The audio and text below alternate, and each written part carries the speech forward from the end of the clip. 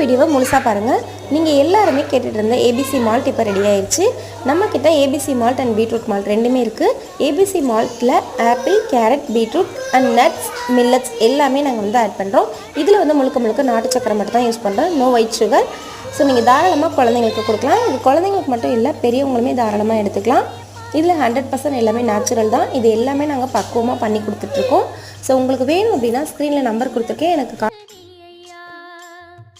திருச்செந்தூர் ஆண்டவனே வேல் முருகா, தினமுனக்கு நன்றி சொல்வோம் மால் மருகா, திருவடியில் தவமிருப்போம் திருமுருகா, தீப்பெழுது